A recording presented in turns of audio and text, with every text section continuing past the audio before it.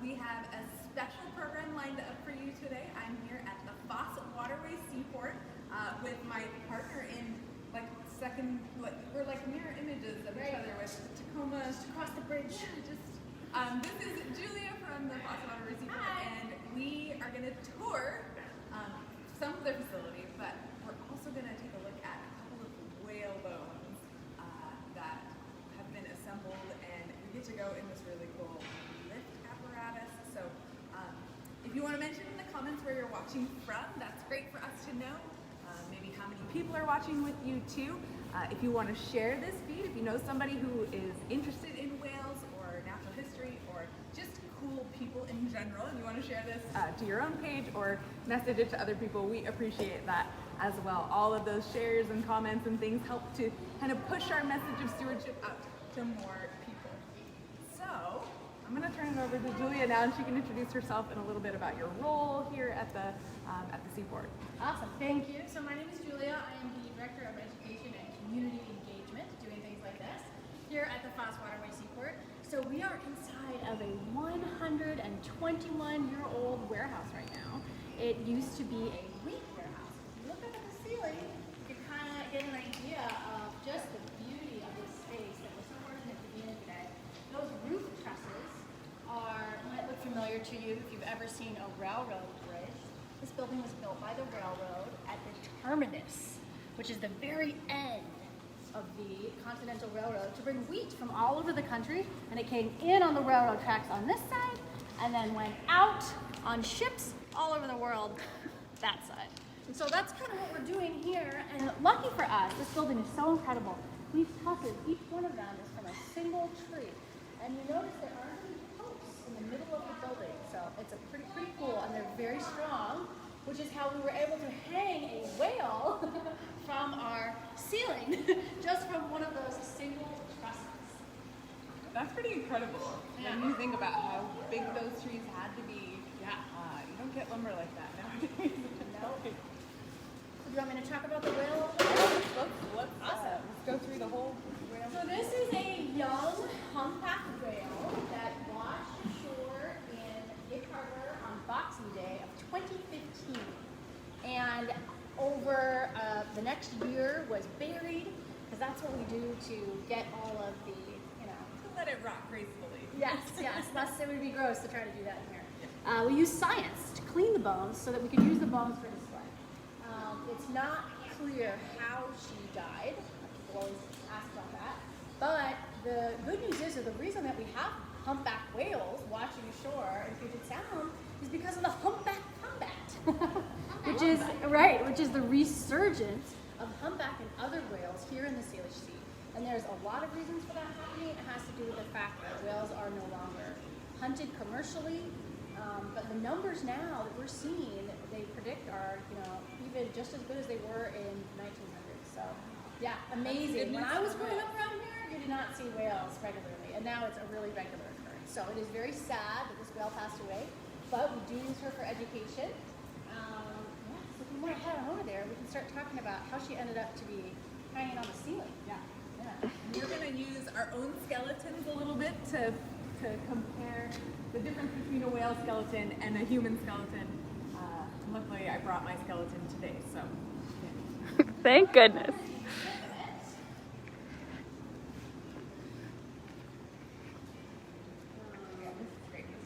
Yeah, so this is what she looked like on the beach, if we want to zoom in on that.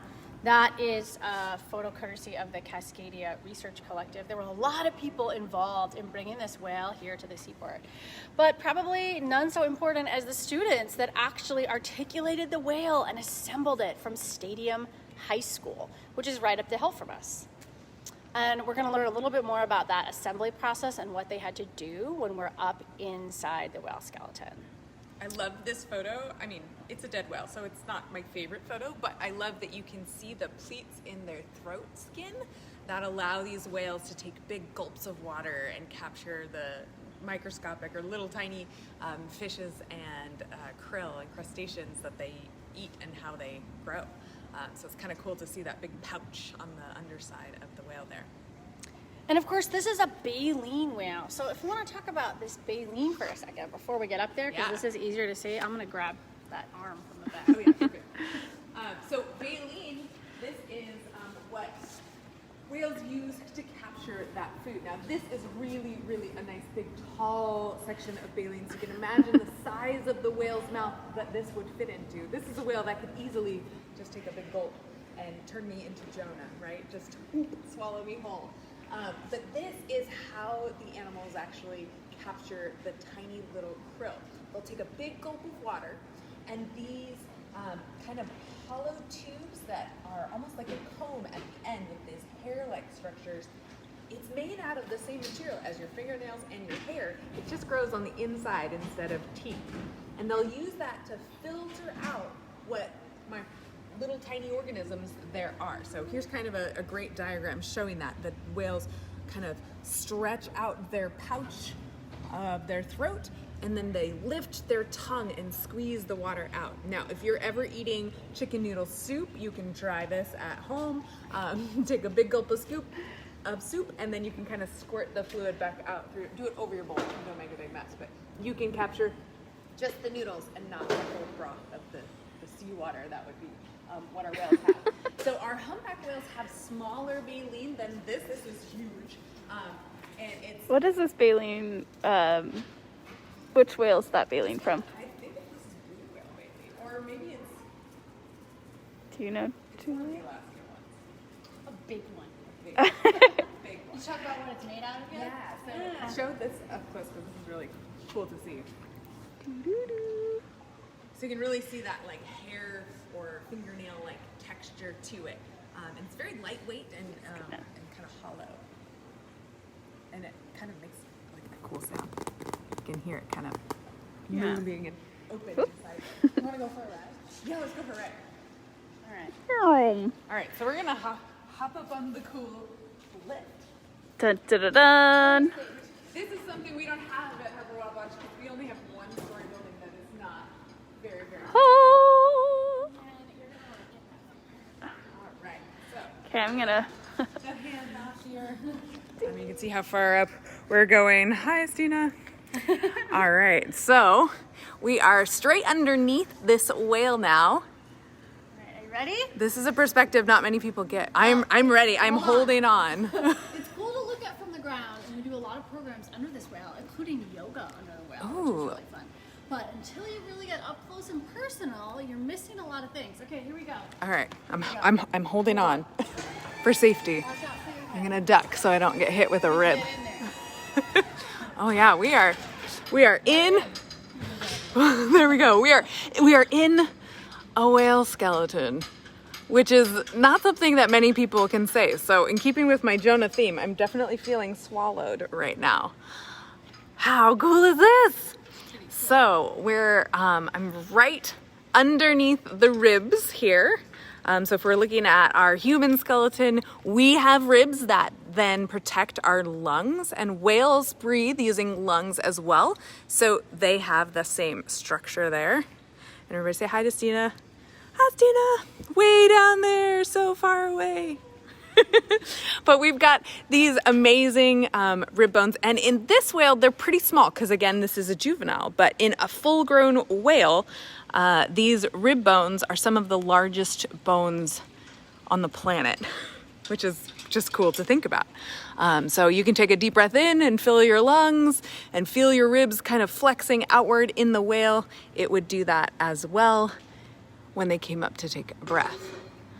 So when the students got this whale here to the museum, it was in pieces, and it was a pretty incredible jigsaw puzzle to put this all together. And you can see all the hardware.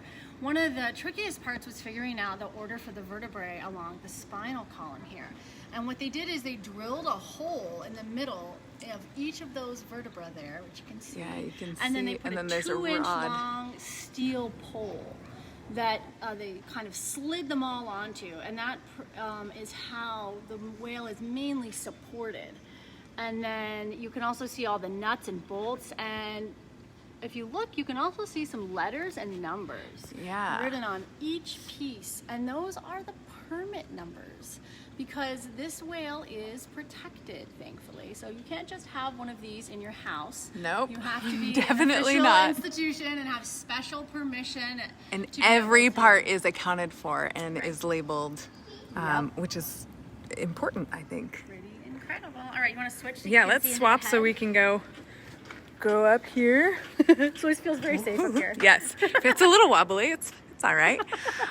So we are looking straight through the whale's blowhole. You can see the kind of daylight on the other side there. Baleen whales have 2 nostrils, so 2 blowholes, one on the left, one on the right. And when they take a deep breath, they're gonna pull air through those channels and then into the big, huge ribs. And then as they dive, they hold their breath and dive down deep and use the oxygen from it. Their lungs actually compress a bit as they go deeper in the water, which is just such a cool adaptation that all mammals have. It's called the dive reflex. And we know, even little tiny baby humans know not to take a breath while we're underwater.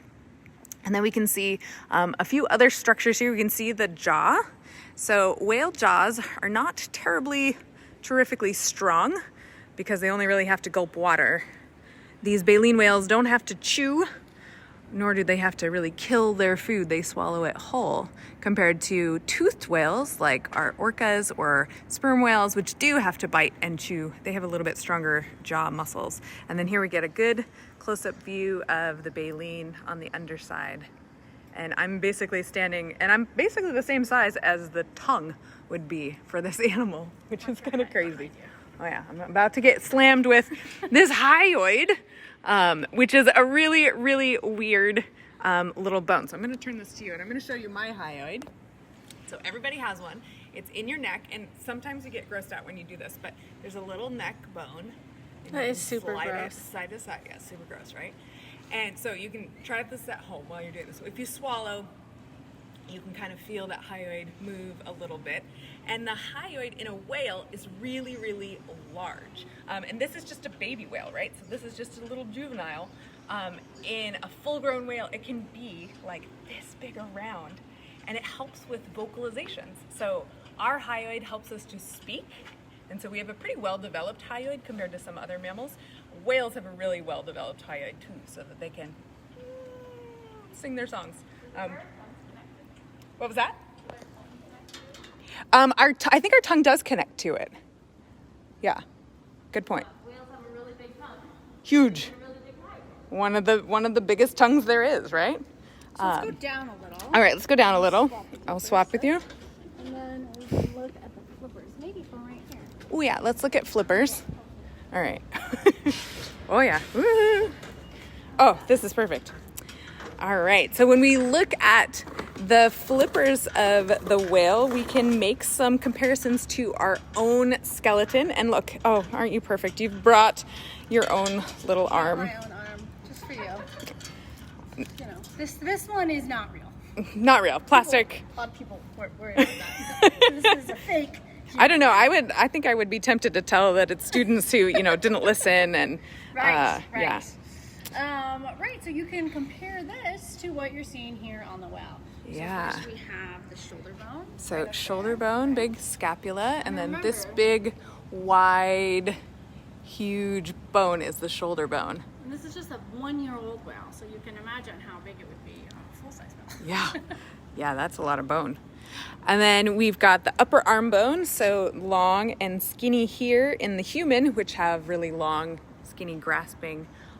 And then our whales is very short and fat upper arm bone, because again, there's not a ton of big muscles attaching to it. They're not reaching or grasping out into the water. And then we've got the lower arm bones. These are the two that every time you move, they twist over one another, which is kind of weird to think about your bones just twisting and bending, but that's their design. That's how they move. In the whales, they don't twist over one another. They stay relatively flat and fixed. And this is a lot of bone for a nice, big, huge flipper. So our humpback whales are called Megoptera, which means big wing in their scientific name, right? That's Megoptera? Yeah, I'm remembering. And then they have finger bones as well. So just like you have fingers, phalanges, whales do too. And some of these phalanges are as big as a soda can, which is... Like that, you can see the ulna, like, and then figure out which is the whale pinky. Oh, yes. The, like, smaller bone on the outside. Right. So you can see our little whale pinkies up there. I think it's kind of cool that when the students mounted this whale, they decided to add some of the barnacles that they found Yes. as well. So they went ahead and put them representatively onto the outside of the those. flipper, yeah. So And barnacles that's are not bones. They are crustaceans that attach to whales as kind of, they're not really a true parasite because they don't feed kinda off the whales, commensal, but I it's, think. you know, they just hitchhike. I think if I was going to be a barnacle, like, being the species that attaches to humpback whales would be the way to go. That's true. That would be, if you had to be a barnacle stuck in one place for your whole life, being on a mobile animal might be a good choice. And when the students were constructing the whale, something else is they wanted to make her look like she was in motion. And that's why we have the tail kind of going up. Yeah. And her name is actually Swimming Free. I love that. And so whales in their tail, they have a number of tail vertebrae, just like you have tail vertebrae. Your tailbone is very, very small and reduced, and you really only notice it when you fall and break it. Otherwise, your tailbone's pretty much just forgotten. But whales they add their vertebrae, so they're missing generally like the leg bones and the hip bones. So whales typically have fewer bones than humans do. We have, I think, 206, and whales have like 177 or 180, depending on the species. But they do have more vertebra than we do because they're elongated, and they use their big tail vertebra for all their thrust and propulsion.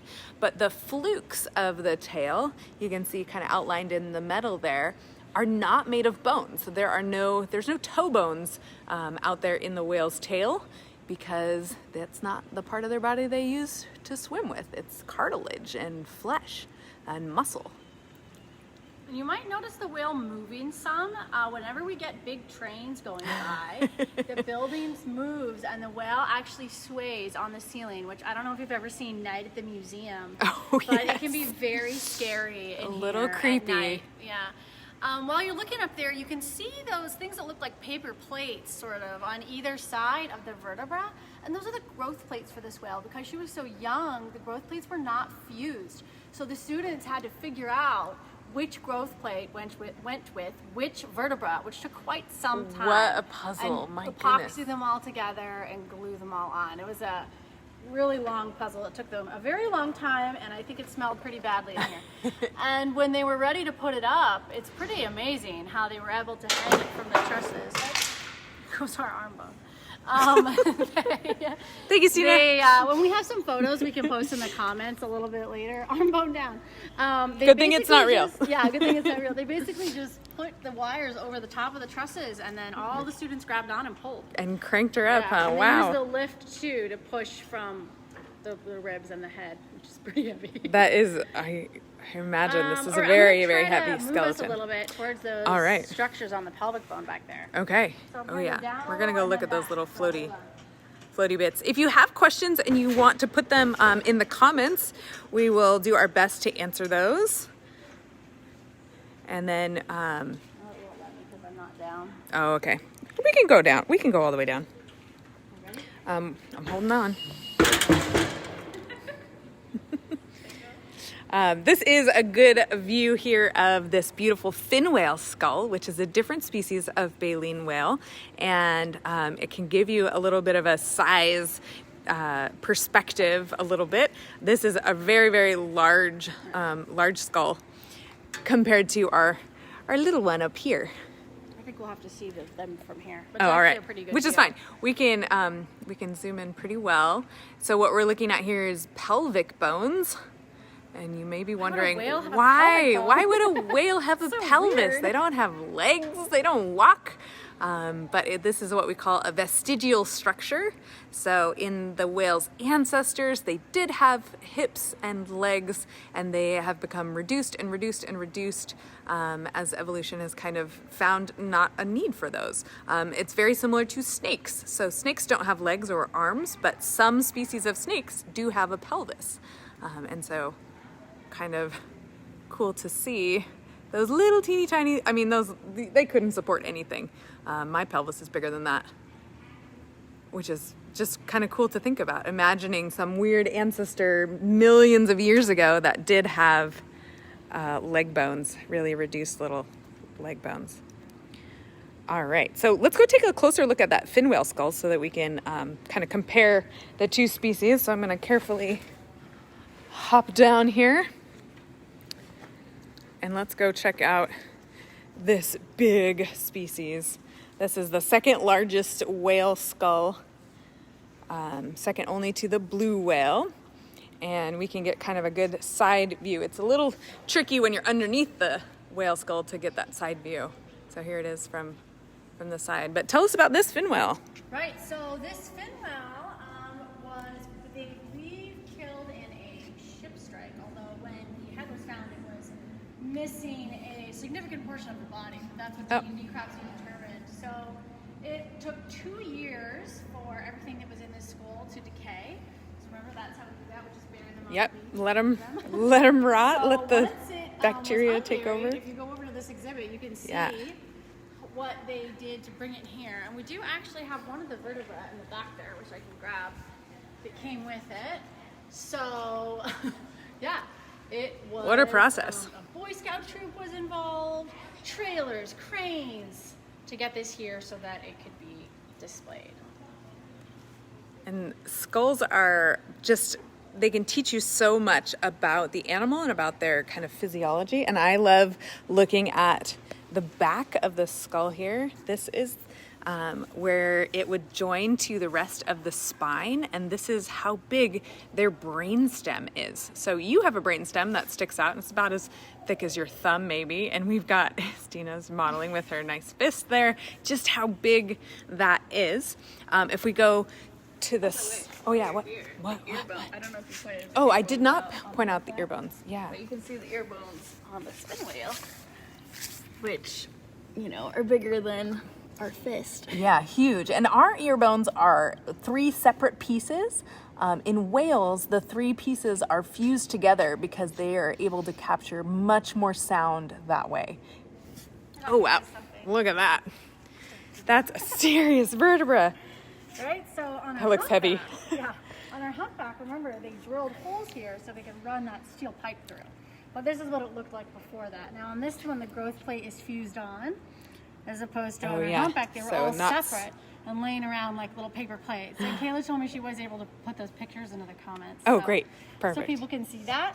But yeah, so this would have been, Kind of sitting up there. And then no, you got it. Because the column is going to go through there. Super cool to see. And you can kind of see that dorsal ridge along the top. The dorsal fin of whales, compared to like fish, is cartilage. So in fish, they have little rays up inside there that you can see. But in whales, that's all just flesh and skin. And whales can be identified by their different uniqueness to their dorsal fin, as well as like in humpback whales, they don't really have a very strong dorsal fin, but they do have what's called a dorsal ridge, kind of these bumps at the back of their top of their body, and then by their tail flukes as well. Oh, bag of bones, cool. This is how I know that that Julia and I are kindred spirits. She said, "Hey, I've got a bag full of teeth. Do you think you know what they are?" And I'm guessing harbor seal, because the teeth have this kind of trident-like shape to them. Let's see if you can see this little. Yeah, you can go. Let's compare. Let's compare. Okay, this is good comparative anatomy. Unlabeled teeth in a box. Okay, so the jaw size is the right size, right? Kind of similar. Looks pretty good. Right. And then you got some trident teeth in there. Yeah. And then the hard part of, okay, how do you fit them back into the jaw? Because teeth are mostly held into their jaws with the gums. So brush your gums as well as your teeth so that they'll stay inside your skull. Floss. Yes, flossing. Important. But here we can see, and I'm going to just break the rules and go over here so I can show you that blowhole again. Straight up the center, leading back through above the tongue to the big, huge whale's We talked ribs. about baleen whales have 2 blowholes. Yeah. Teeth whales have 1. So So if if you you- see a whale offshore, sometimes Sometimes you can if tell. you're close enough, you can tell. Awesome. Alright, this is where the eye socket is. Is that right? Yeah. Like what's in this? So I can tell you. It's all fat. It's called the melon. Okay. It's the melon, and it helps the whale to receive sound waves that they produce. So they use echolocation. Most of these big baleen whales are going to be navigating very dark waters. They have limited visibility, even though their eyes are really quite large. They rely more on their sound and echolocation capabilities. These holes where nerves. Yes, exactly. So in an animal that would be on land, those would be whisker holes for sensory organs. In whales, they do have some hairs, especially on humpback whales. They have hairs that are kind of big, thick whiskers. Yeah, the little. All the bumps on their head. Yes, they look like kind of knobbly if you look at I them. was reading this morning that when whales' skeletons, the older ones, have pitting over time, you can tell they're theorizing that whales have been exposed to sonar, getting that Oh. pitting in their bones. Interesting. And so one of the ways that you can age a skeleton is by looking at how much pitting. So it's a natural process as well, but some of the whales' skeletons are coming in with pretty severe pitting. Wow, that's fascinating. Yeah. And then you can see the big, huge lower jaw in the whale. No teeth, right? Because they're using that baleen instead. But just a massive opening here for swallowing water. That is a big whale. Yeah. So cool to see. So the museum is open on Thursday through Sunday. We just reopened last week. All right. And we 10 to 4 usually. And we have our touch tanks here as well. We just got a new red octopus. Yeah, Yeah, you want to see that? Wait, she was right up front, so I We want to see if she's also still there. have a working boat shop, a maritime heritage museum, an event Oh, center, and we have Moorage here too. So I don't know where'd she go Oh, now. she's over here. So you can just barely see this little octo eyeball with her She little just ate, so she's real happy now. eyelid kind of flaps. We have a video that Super we're about cute. to post on social media of her eating a crab. That we All just got right. This morning. So if you're interested to see a better view of her, you can go check that out on our Instagram or Facebook too. Yes, definitely do that. The Seaport here is doing tons of great marine education, and we support all of their efforts to inspire stewardship for the Salish Sea and all the cool ways that they do that. And there's so much to check out here, not just natural history, but maritime history. We didn't even get into any of the cool boats or anything today. So you'll have to come check that out for yourself. This is just an amazing treasure that we have right here in Tacoma. So thanks, Julia. Thanks for the tour. Thank And you guys so much for coming by. anything else you want to mention? No, I think that's good. On you. All right, so I am just gonna geek out now as we finish this stream. Thank you to all of you who have liked and shared and commented. Don't forget to share this after the fact. We'll post it just a second, and you'll be able to do that. We'll also get it up on YouTube so that more people can see it and view it. And big, huge thanks to the entire staff of the Foss Waterway Seaport for hosting us today. Yeah, shout out to Kayla over there running tech. Woo woo! Cool. All right. Lane, have fun, everyone.